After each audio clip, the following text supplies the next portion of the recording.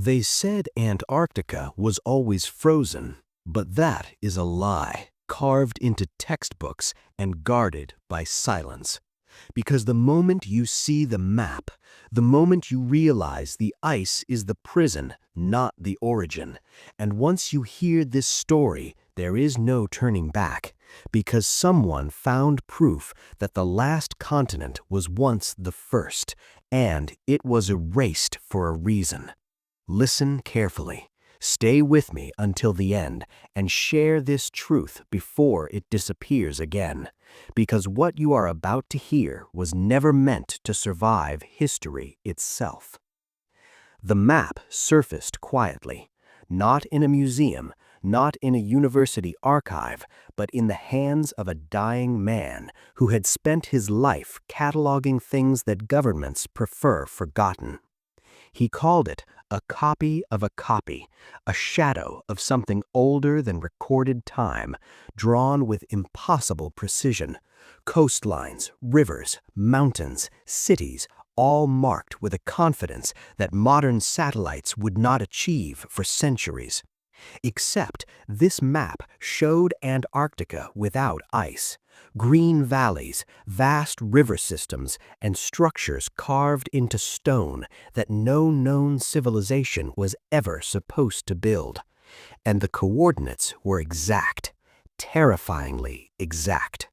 When researchers overlaid the map onto modern satellite data, the mountains aligned perfectly beneath miles of ice, as if the cartographer had seen the land before it froze, or worse, as if someone had returned after the ice swallowed it and remembered every detail.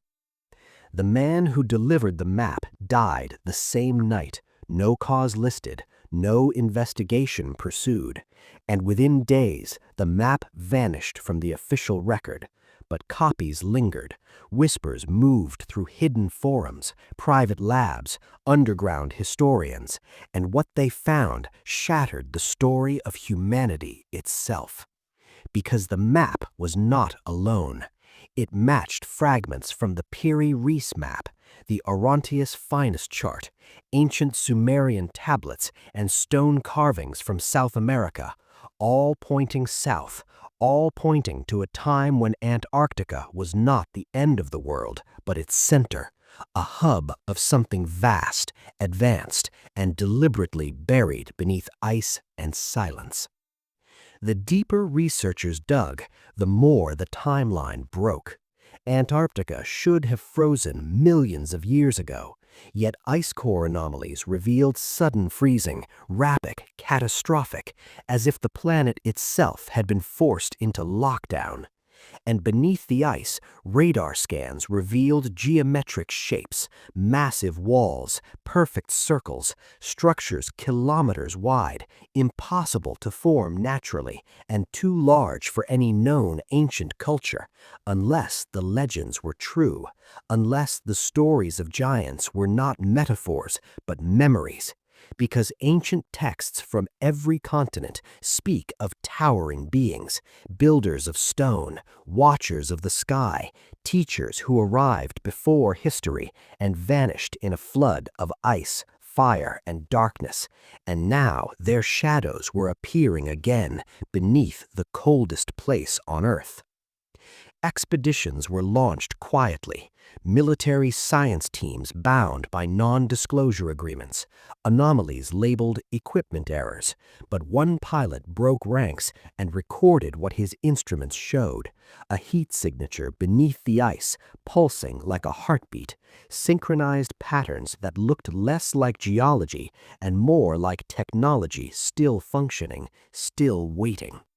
When the footage leaked, it was erased within hours, accounts deleted, servers wiped, but not before copies spread, and those who watched noticed something else, a signal embedded in the data, repeating mathematical sequences older than binary, older than modern code, echoing the same ratios found in the Great Pyramid, the Nazca Lines, and Stonehenge, as if a single intelligence had designed them all across the globe and hidden its core beneath Antarctica. The question became unbearable. Not who built it, but why hide it, and why now? As pressure built, governments responded, not with transparency, but with treaties, expanded restricted zones, militarized research stations, and sudden interest from corporations that had no business in polar science. Because whatever lay beneath the ice was not just history, it was power, and power changes the world. The map that should not exist showed more than land. It showed entrances, deep canyons marked with symbols, warning or invitation depending on how you read them, and ancient notes describing a fall, a betrayal, a war not between nations but between species, beings described as tall, luminous, capable of shaping stone with sound and light, and humans who were once students, then soldiers, then survivors. The ice was not an accident. It was a weapon deployed to end a civilization too dangerous to leave exposed, and the survivors scattered, carrying fragments of knowledge, myths, gods, forbidden sciences that would resurface again and again, only to be suppressed every time they threatened to awaken what slept beneath the South. Ongoing modern discoveries triggered something. Satellites began detecting disturbances, auroras behaving strangely, earthquakes aligning in unnatural grids, and then the signals intensified, and those studying them realized with growing dread that the structures beneath the ice were not ruins, they were sealed, and the seal was failing. As public attention grew, channels like this became targets. So if you are hearing this now, like the video, share it quietly, and stay with me until the end. Because once the truth is common knowledge, it cannot be buried again. The final expedition sent a drone through a newly opened crevice, and what it recorded was cut short, but not before revealing colossal corridors, smooth walls, etched with symbols that reacted to the drone's lights as if recognizing it, and then a shadow moved, not mechanical, not human, something vast, something patient, and then the feed went dark. Officially, the drone malfunctioned. Unofficially, the team was recalled overnight and the site buried under fresh ice through artificial freezing. But you cannot freeze a secret forever, because the map predicted this moment.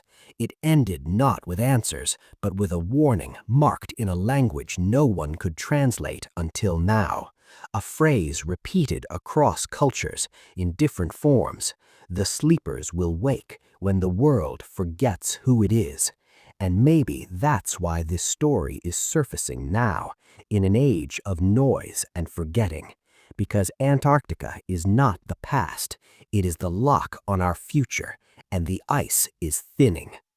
The story does not end here, because the map's final coordinates do not point south, they point forward in time, and whatever waits beneath the ice is counting the days.